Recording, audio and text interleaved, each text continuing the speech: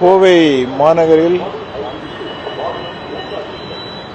வருகின்ற பாராளுமன்ற தேர்தல் அமைதியாகவும் எந்தவித சட்டம் ஒழுங்கு பிரச்சனையும் இல்லாமல் நடைபெறுவதற்கு காவல்துறை சார்பாக மாவட்ட நிர்வாகத்துடன் சேர்ந்து டிஸ்ட்ரிக்ட் எலெக்ஷன் ஆபீசருடைய கோஆர்டினேட் பண்ணி பல்வேறு கான்ஃபரன்ஸ் பில்டிங் மக்களுக்கு நம்பிக்கை ஊட்டக்கூடிய வகையில் பல்வேறு நடவடிக்கைகளை எடுத்து வருகின்றோம்.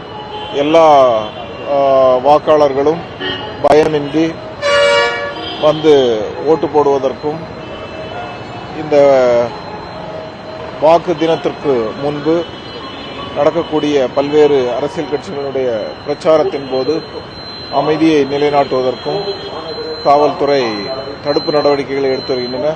அதில் ஒரு கட்டமாக நம்முடைய கோவை மாநகருக்கு 6 துணை ராணுவ கம்பெனிகள், அதாவது ஜார்க்கண்ட் ஆர்ம்டு போலீஸ் அவங்க ஒரு 4 கம்பெனி, சிஎஸ்எஃப் ஒரு கம்பெனி, அதே போல டிஎஸ்பி ஒரு கம்பெனி, இப்படி 6 CAPF company central armed police வந்திருக்கிறாங்க.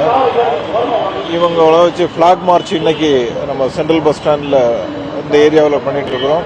இதே போல கோவை மாநகரம் முழுவதும் பிளாக் மார்ச் நடைபெற்று வருகின்றது. இது மக்கள் பயமின்றி எந்தவித சட்டம் ஒழுங்கு பிரச்சனையும் இல்லாமல் அமைதியாக வாக்களிப்பதற்காக தயார்படுத்துவதற்காக இந்த பிளாக் மார்ச் நடைபெறுகின்றது.